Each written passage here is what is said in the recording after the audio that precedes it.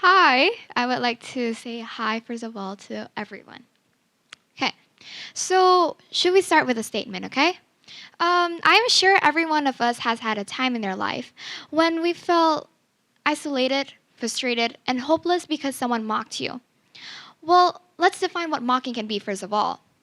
Forms of mocking others can be telling you and the people around that you are no good at a certain field. Or they might be ridiculing your idea and say that it's a stupid opinion. Or body shamed about your appearance. What are our usual feelings when we get ridiculed? Are they ashamed, thinking that we're competent, or angry? Whatever the feelings are, the ridicule is really a form of satire that disregards the victim's emotions, causing many unfortunate psychological consequences. For common consequences, it might be low self esteem or anxiety. Although, listen here, it might lead into extreme cases such as depression, suffering, or gradually lose hope in yourself. However, let me point out to you something.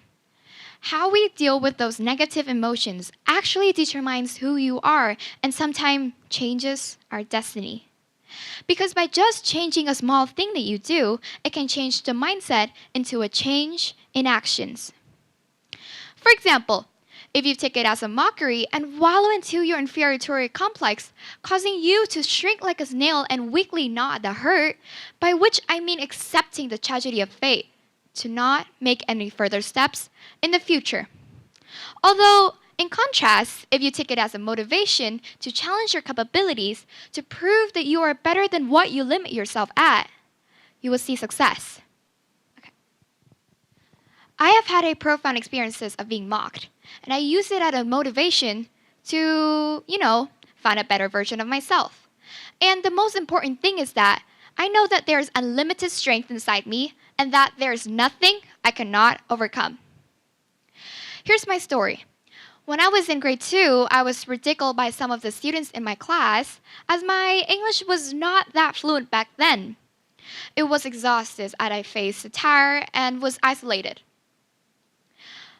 Although, then I thought, why should I be? I should stand up and be brave. I should use the remarks in order to encourage myself to be a better version of me, to be a better version of Nha Uyen standing to you in front here, giving you a speech about finding your ultimate capability, a success for your future. This technically happened because I actually have a flaw in that, and I see the importance of English to my future. From then, I started to set up my first ever real goal to improve my English. Well, I shared the feeling I had with my mom and asked for her advice on how to overcome the situations. Well, before I tell you what my mom's reaction is, can I see your hands if you have a great mom here, please? Well, plenty of hands. Well, all of our moms are great moms. They born us. Well, my mom, luckily, is a positive-minded person, so she encouraged me a lot in order for me to believe in myself. Rather than that, I spoke English to all my teachers and friends and learned from them on how to use correct vocabulary and grammar at the same time. I also pushed myself to study hard and read a lot of English books in order to enhance my knowledge in a variety of topics. Okay.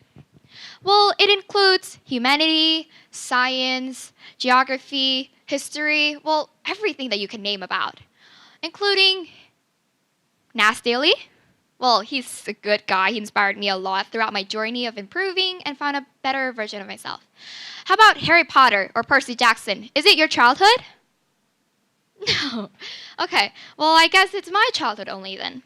But those efforts to challenge myself helped me have, found a new thing about it. I feel like after my challenges, I found my passions, my abilities on what I can do, which includes public speaking, debating, and emceeing in English. Well, yesterday I had a scholarship program interview, and they asked me what's my passion. And I just tell them that my passion is speaking. I get to raise my voice and change the people's mindsets, to change the society. And that is what I'm changing right now. Okay, so I've become more confident, I think. I attended the school scholarship program in 5th and 6th grade, which required English essay writing and interview, which I got the 100% scholarship. Can I have a round of applause, please? Well, rather than that, I think the most important thing here is that after you have challenged yourself enough, you would eventually find your success. And that is what I'm changing through your mindset right now. Although in addition, even if you can't be better than someone or can't achieve your goal in a specific area, don't be ashamed because not everyone was born to be good at everything, and same to word, everyone has imperfections and flaws. Well, although the most important thing here is that do you dare to face them or not? Do you dare to strive hard to reach your passions or not? And so I think the only way to get and accept the imperfections is just that courage. Courage means confident. And I think that is what I'm expecting you to rethink throughout the speech I'm having. Well, you can only succeed after doing so. And so I have a quote for you. Today, I am better than yesterday, and tomorrow, I will be better than today. By the unknown. Because who you are competing with is yourself in the past, not everyone else. Well, somehow, my abilities to challenge myself and dare to face the challenges and have a positive mind actually changed a mindset of mind. In which it is, well, I have a better reactions and a better way to interact with humans. Yeah, I'm actually using the word humans. Because should I use those remarks to, should I ridicule those classmates who used to mock me after I've improved significantly throughout my efforts? Wait, you guys can actually shout out the answer right now. Is it a yes or a no? Well, I hear some yes, and technically, I think I have the different opinions with you, which is a no. Well, because I have had enough experiences of how lost, lonely, ashamed I was when I was ridiculed. And sometimes, ridicule can actually motivate some to change their mindsets and improve their abilities. Although not everyone can easily shake off the jeering and negative consequences at the same time. And so people are actually expecting a new world, a world where it's pink. But does it actually happen in our society nowadays?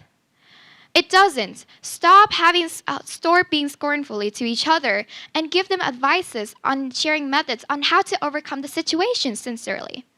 Because your words today can change the world tomorrow. Well, lastly, linking with the topic of infinite limit, there are an infinite number of challenges that you might face. And ridicule, a noun I've been using throughout the speech to uncover the truth about your capability, only takes up a small space in that whole obstacle ahead of you. Well, the most important thing is that do you dare to strive hard or not? Do you dare to face those challenges in order to toward your success or not? Because that is what I'm expecting you to rethink right now. Even about your past, present, or in the future. Are you wasting your time or are you using it usefully to come here and listen to 10 speakers of the TEDx event at Vin School or not? Will it inspire you? Will it make any changes to your world and our society or not? Well, I think the most important thing here is that optimism and believing in yourself is going to let you throughout any kind of roads. Because the road to success is not always lined with roses. And, sometimes we have to accept it. Because not every road is full of smiles, not every road is full of laughing, but sometimes it can be you falling behind everyone. And sometimes it can be tears crying down on your face. And that is fine. That is totally fine. Because if you can conquer yourself, you can conquer the world. From The Alchemist by Paulo Coelho. Thank you.